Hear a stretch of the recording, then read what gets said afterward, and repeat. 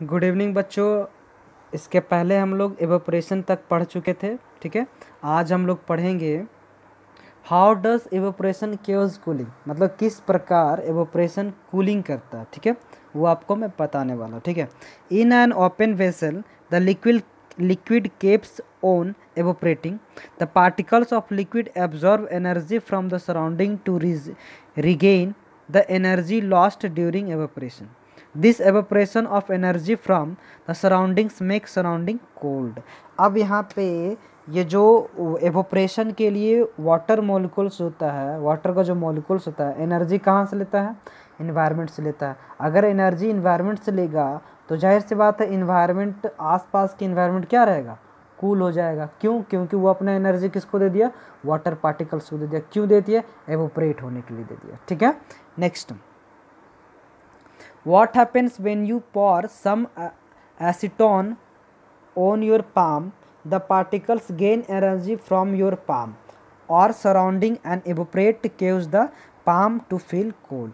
अब यहाँ पे जैसे ही कुछ पानी हम लोग डालते हैं हाथ पे या कुछ भी डालते हैं तो क्या करता है? ये जो हाथ की गर्मी है उससे हीट निकाल लेता है। अब हीट निकाल लिया तो उसके पास शरीर में क्या कुछ नहीं, हीट नहीं है, तो वो ठंडा रहेगा। तो इसलिए वो क्या करता है? ठंडा हमारे बॉडी को फील करवाता है। ठीक है, after hot sunny day people sprinkle water on the roof और open ground because the large latent heat of vaporisation of water helps to cool the hot surface.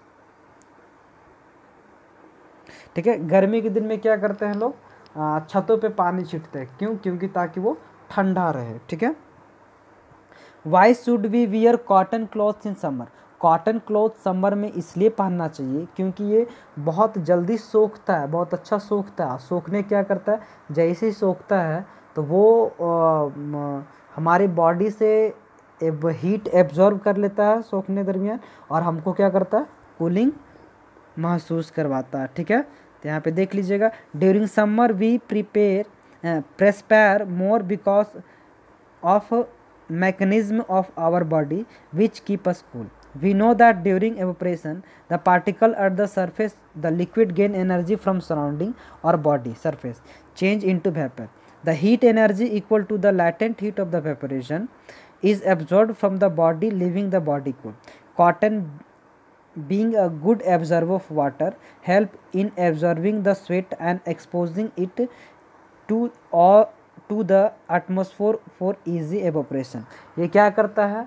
सूती कपड़ा हमारे पसीना को बहुत ज़्यादा या जल्दी सोखता है या अच्छा सोखता है। जैसे ही सोखता है वो कपड़ा से एवोपरेट हो जाता है एनर्जी लेकर के सराउंडिंग से, और इससे क्या होता है? हमारे बॉडी को कूलिंग होता है। ठीक है,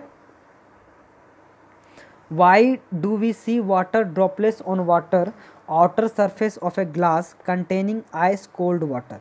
हम लोग इसलिए देखते हैं क्योंकि जैसे मान के चलिए आप ग्लास में वाटर आइस रखे हुए हैं। ठीक है,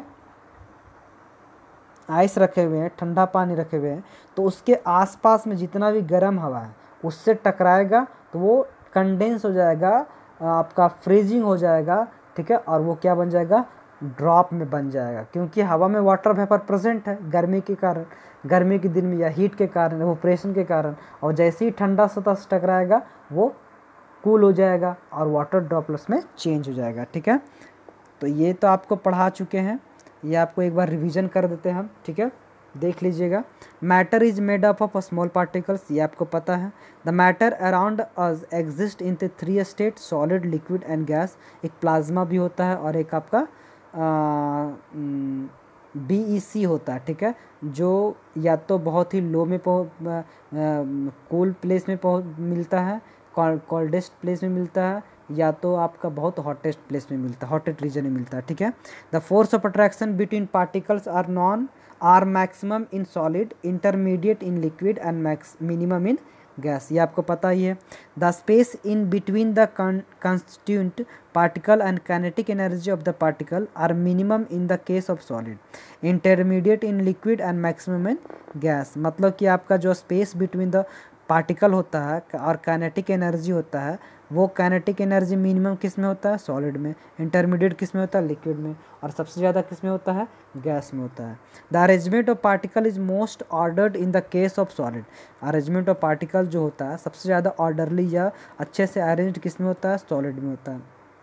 In the case of liquid layers, a particle can slip and slide over each other while for gases। लेकिन वाटर मॉलिक्यूल्स में क्या होता है, जो मॉलिक्यूल्स होता है, जो पार्टिकल्स होता है, एक दूसरे पे स्लाइड करता है, एक दूसरे पे मूव करता है, स्लिप करता है, ठीक है। Arrangement the states of matter are interconvertible। The state of matter can be changed by changing temperature. मतलब इंटर कन्वर्टेबल मतलब होता है कि एक स्टेट से दूसरे स्टेट और दूसरे स्टेट से तीसरे स्टेट में कन्वर्ट हो सकता है, ठीक है। Sublimation is the change of solid state directly to gases.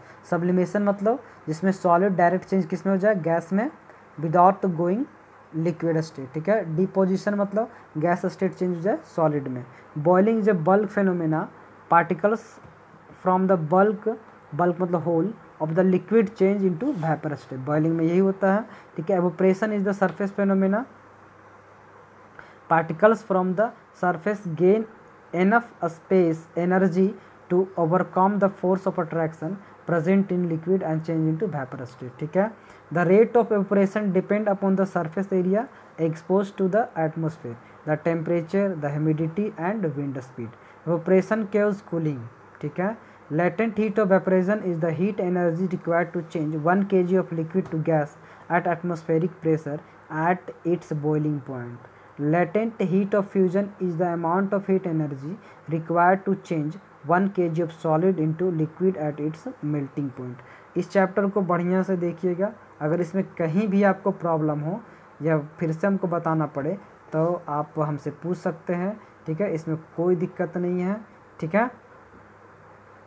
यहाँ पे आप देख लीजिएगा, सॉलिड जो है वो लिक्विड बदल रहा है फ्यूजन से, लिक्विड जो है सॉलिड में बदल रहा है सॉलिडिफिकेशन से, सॉलिड बदल रहा है गैस में सब्लिमेशन से, गैस बदल रहा है सॉलिड में डिपोजिशन से, गैस बदल रहा है लिक्विड में कंडेंसेशन से, लिक्विड बदल रहा है गैस में वेपोराइजेशन से, ठीक है। तो ये आप ध्यान रखिएगा।